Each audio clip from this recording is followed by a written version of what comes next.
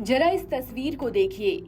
कुछ घंटे पहले तक ये महिलाएं अपने घर में नई जिंदगी के आने की खुशियां मना रही थीं। परिवार नवजात के स्वागत की तैयारी में था, लेकिन प्रसव के कुछ ही घंटों बाद सब कुछ बदल गया।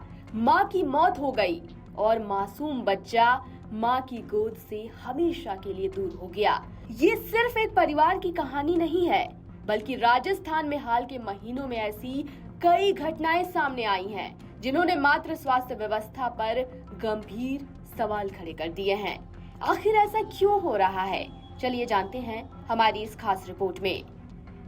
दरअसल भीलवाड़ा के महात्मा गांधी चिकित्सालय की मातृ एवं शिशु स्वास्थ्य इकाई में एक ही रात में 2 प्रसूताओं की मौत ने पूरे प्रदेश को झकझोर दिया। दोनों महिलाओं की सामान्य डिलीवरी हुई थी। एक परिवार दूसरी संतान के जन्म की खुशी मना रहा था, तो वहीं दूसरे घर में पहली बार किलकारी गूंजी थी।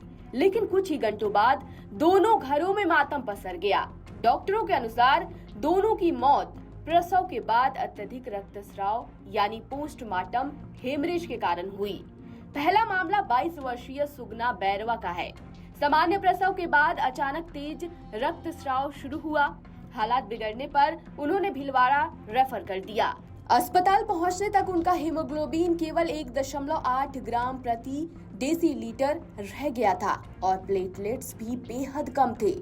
डॉक्टरों ने रक्त चढ़ाया, वेंटिलेटर सपोर्ट दिया, लेकिन उन्हें बचाया नहीं जा सका। वहीं दूसरी ओर 18 वर्षीय रानी बंजारा ने अपने पहले बच्चे को जन्म दिया था। मां और बच्चा दोनों स्वस्थ बताए जा रहे थे, लेकिन करीब 1 घंटे बाद अचानक रक्तस्राव शुरू हो गया। डॉक्टर ऑपरेशन की तैयारी कर ही रहे थे कि उनकी हालत तेजी से बिगड़ गई। उन्हें कार्डियक अरेस्ट आया और तमाम कोशिशों के बावजूद उनकी जान नहीं बचाई जा सकी। अब सबसे बड़ा सवाल ये है कि जब दोनों महिलाएं हाई रिस्क प्रेगनेंसी की श्रेणी में नहीं थीं, तो आखिर ऐसी कौन सी चूक हुई जिसने 2 नवजात बच्चों से उनकी मां का साया छीन लिया। स्वास्थ्य विभाग ने दोनों मामलों की जांच के आदेश दिए हैं। केस हिस्ट्री, इलाज की प्रक्रिया और मौत के कारणों की विस्तृत पड़ताल की जाएगी। चिंता इसलिए भी बढ़ जाती है क्योंकि ये कोई अकेली घटना नहीं है।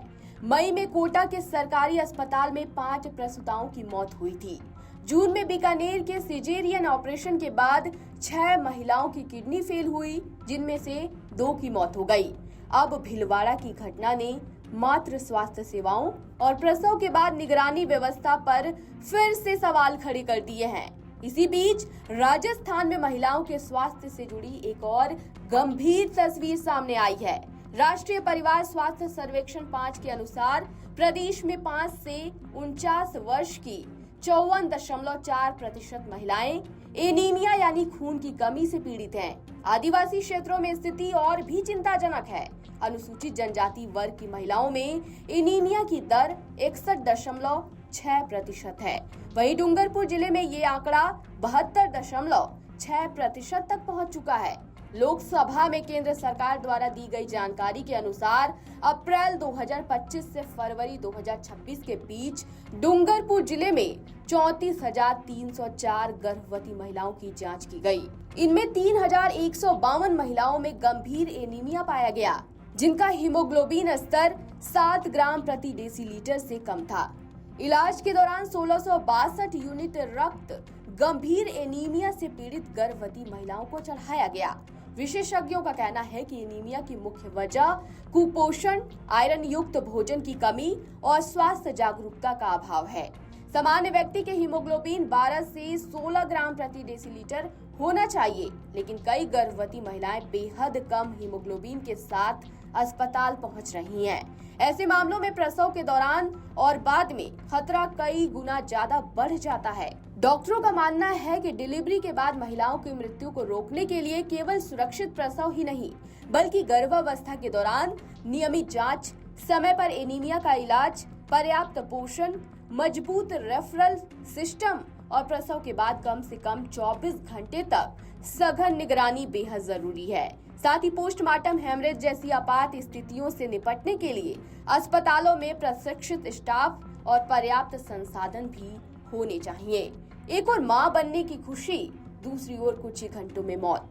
भीलवाड़ा की ये घटनाएं सिर्फ 2 परिवारों का दर्द नहीं है, बल्कि पूरे स्वास्थ्य तंत्र के सामने खड़े उन सवालों की याद दिलाती हैं जिनका जवाब अब जरूरी है, क्योंकि हर माँ का सुरक्षित रहना ही हर नवजात का पहला अधिकार है। आपके राज्य की खबरें, आपके शहर की खबरें सबसे पहले जानने के लिए देखते रहें अमर उजाला। चैनल को सब्सक्राइब जरूर कर लें और पाएं हर अपडेट।